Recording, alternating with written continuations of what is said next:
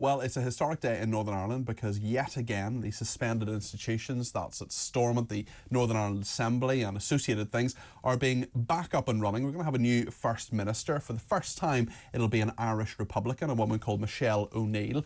And to get the perspective on this, a deal was signed this week called Strengthening the Union. The hopefully last bit of Brexit. It's not quite finished and never really seems to be finished, although we were told, of course, it's a process, not an event. So what's happening in Northern Ireland? Why has it been happening, of course? And here in Great Britain, often we don't have enough focus, I think, on Northern Ireland. Well, one person who knows it back to front, including why £3.3 billion of your taxpayers' money is going to be spent on Northern Ireland, given sort of as a bung, really, to get this deal over the line, but many would argue it's needed in Northern Ireland. One person who knows it well is Professor Deirdre Heenan, who is Professor of Social Policy at Ulster University. Deirdre, thank you very much indeed for joining me this morning. Are you optimistic today? Good morning, Peter. Well, the sun is shining here in Northern Ireland, and I have to say, yes, I am cautiously optimistic. I think the mood has changed. People want government, and it doesn't really need to be said that people deserve government. We've been 2 years without devolved institutions. We haven't had direct rule. So really we've been in this impasse of indirect, direct rule where there is no one in charge, no one able to make decisions, and we're not even standing still. We're going backwards. Our public services are in decline and decay. We've had the biggest public sector strikes in our history, 170,000 people on strike. So I think really there is a sense that now we need a government and we need to get a grip of a number of social policy issues. What has been the issue really in regard to Brexit? The DUP, we'll be talking to the DUP in a minute actually.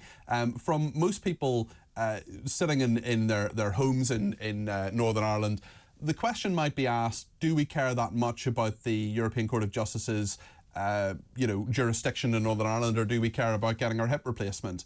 There must be a lot of frustration in Northern Ireland at what has been happening in the last couple of years. There's a huge amount of frustration. To be honest, many people don't really understand what this impasse was all about. The DUP walked away from power sharing because they said they could not implement the Northern Ireland Protocol. According to them, the Northern Ireland Protocol meant that they were no longer an integral part of the UK, that they'd been annexed off because they were now under the EU for the single market. And that meant that they were being treated differently than other parts of the UK. That was something that they said was intolerable, and they wouldn't be building custom posts and then imposing this on the people of Northern Ireland. So after they walked away, we've had 2 years of talks, very unusual talks, because Peter, you will be well aware that in Northern Ireland, we generally have multi-party talks, and we have the images of our parties going in and out of Stormont or some castle in England where these talks take place, and then eventually they come to some sort of agreement.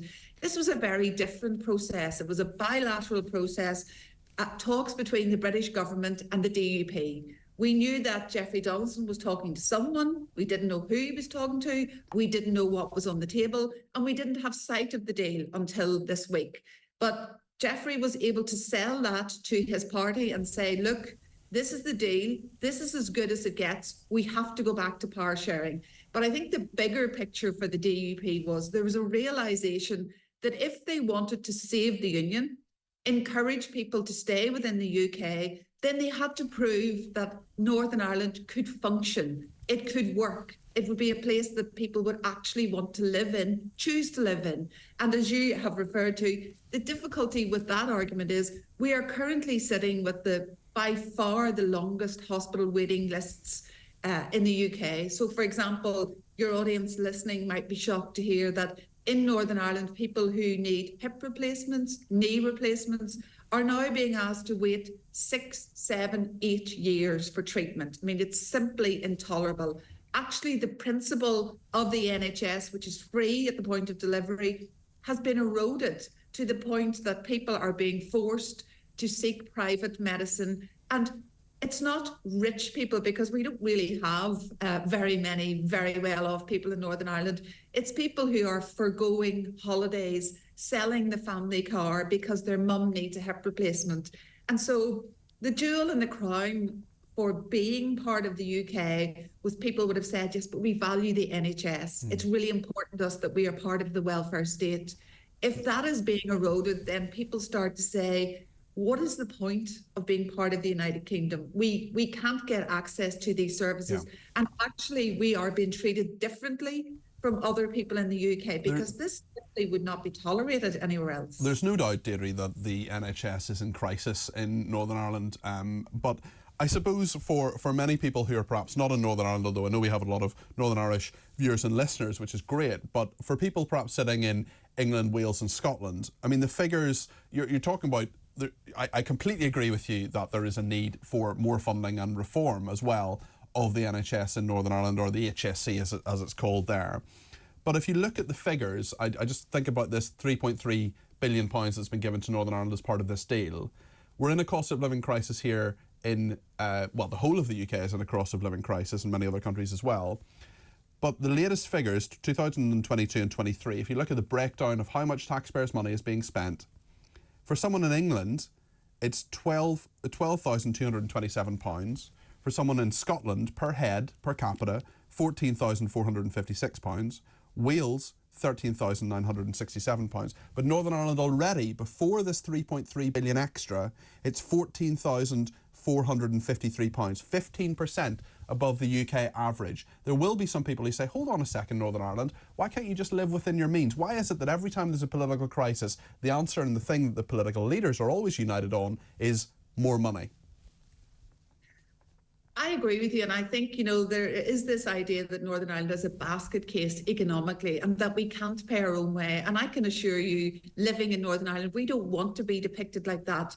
But we do have the highest levels of deprivation, the highest levels of need, and significantly the highest levels of economic inactivity. So you'll not be surprised to know that if almost a quarter of the population are on a hospital waiting list, we're edging towards that 500,000 number. Then those people are not able to be economically active. They are off work because they cannot get access to healthcare. So it's a vicious circle in many ways. We need investment. We need significant reform in the health service. I agree with you, Peter, and I've been saying this for years. It's not just about money and more money, because if we continue to do things the way we've always done them, then we're going to end up 2 years down the line asking for more money. We must transform our services, particularly our public services. Our health service, we have far too many hospitals, an over-reliance on hospitals. We should be keeping people out of hospital and ensuring when they are in hospital that they can make a speedy exit with discharge plans. Yeah. Although show me the politician who says, I'm going to close your hospital. Well, again, I agree with you. What politician is going to say that? So instead of doing the things that we've done in the past, why don't we say, look, health needs to be moved to an expert group, an expert panel. They make the decision at arm's length from our politicians, who of course don't want to close local services, but they must also publish a plan, a 10-year plan for health. Yes, we've got the Bengoa plan, but it does not set out in detail what's going to happen in Newry, what's going to happen in Craigavon, what's going to happen in Coleraine. And I think the public would accept changes if they could see it in a grand scheme of things, and they would see how outcomes could be improved. But if I say to you, I'm closing this hospital, you feel that you're being denuded of services and it's unfair. So we really have to have a vision, a strategy, but most importantly, accountability.